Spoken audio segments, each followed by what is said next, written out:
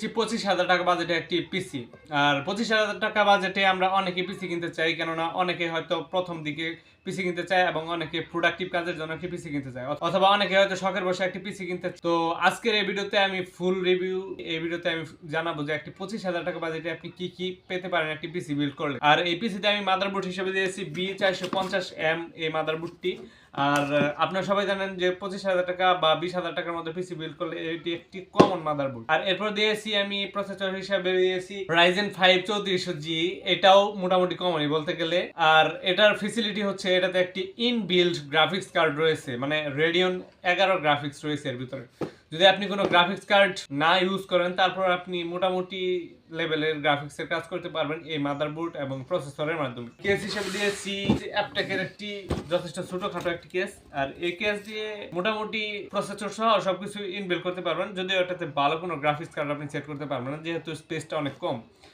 আর box content হিসেবে বাড়তি কিছু দেখাতে পারলাম না, কারণ পিসি অলরেডি আমি বিল্ড করে ফেলেছি। জাস্ট মাদারবোর্ড এবং প্রসেসরের বক্স আমার কাছে আছে। এই মাদারবোর্ডটিতে থাকছে DDR4 এর দুটি র্যাম স্লট, পাশাপাশি অডিও বুস্টের একটি অপশন রয়েছে, আর সাথে রয়েছে কোর বুস্ট, মানে আপনার যে প্রসেসরটি আছে সেটাতে কোর বুস্টের অপশন রয়েছে, আর রয়েছে মাদারবোর্ড থেকে। আর সব মিলে 7 থেকে 8,000 টাকা বাজেটে এটা একটা গুড কম্বো বলতে গেলে। আর যদি আপনি ভালো একটি র্যাম অথবা একটি SSD ব্যবহার করতে পারেন, তাহলে আপনি একটি ভালো পারফরমেন্স পাবেন ডে টু ডে লাইফে ইউজিং এ। আমি যে কেসটি ব্যবহার করেছি সেটিতে 3টি ইনবিল্ট ফ্যান রয়েছে, ভিতরে 8GB ফ্যান, আরো অপশন রয়েছে ফ্যান ব্যবহার করার জন্য। পিসির কেসটিতে রয়েছে সামনের দিকে 3টি USB টাইপ A পোর্ট, একটি মাইক্রোফোনের পোর্ট, আবার একটি রয়েছে ভয়েস রেকর্ডিং এর পোর্ট। পাশাপাশি একটি পাওয়ার অফ বাটন আছে যা নিচের দিকে পাবেন। আর উপরের দিকে মোটামুটি ক্লিয়ারই বলতে গেলে উপরের দিকে 2টি RGB ফ্যান রয়েছে, আর পর্যাপ্ত পরিমাণে বাতাস আসা যাওয়া করার জন্য স্থান যথেষ্ট রয়েছে এই কেসটিতে। আপনি যদি হার্ড গেমিং করেন তারপরে এটাতে একটা ভালো এক্সপেরিয়েন্স পাবেন, এবং আপনার র্যাম এবং প্রসেসর গুলো অত্যন্ত গরম হবে না, কেন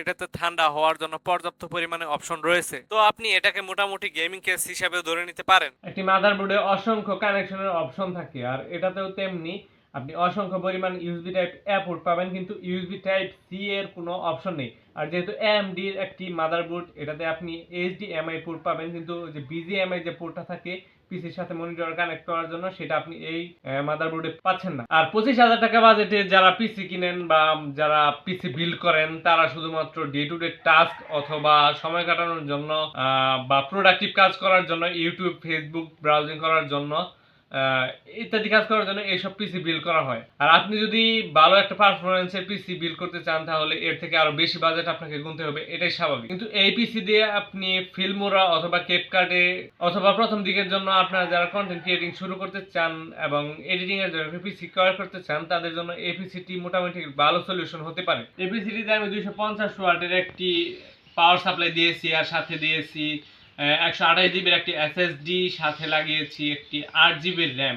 আপনি চাইলে আপনার প্রয়োজন মতো র্যাম এবং SSDর পরিমাণ বাড়িয়ে নিতে পারবেন, এবং যদি আপনার মনে হয় যে আপনার পিসিটি বেশি পাওয়ার কনজিউম করবে, সেক্ষেত্রে আপনি পাওয়ার সাপ্লাইটি বাড়িয়ে নেবেন বা ভালো মানের একটি পাওয়ার সাপ্লাই ব্যবহার করবেন।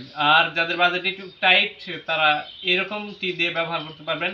আমি আগেই বলেছি এই পিসিটি দিয়ে আপনি সময় কাটানোর জন্য টুকটাক কাজ করতে পারবেন। আপনি বাড়িতে বসে থাকছেন, সেই সময় আপনার ফেসবুক চালাতে ইচ্ছা করলো, আপনি এই পিসিটা দিয়ে ফেসবুক চালাতে পারবেন অনায়াসে। হোয়াটসঅ্যাপ বা আদার যে সোশ্যাল অ্যাক্টিভিটিস অ্যাপস আছে বা সফটওয়্যার আছে, সেগুলোতে ভালো একটা পারফরমেন্স পাবেন।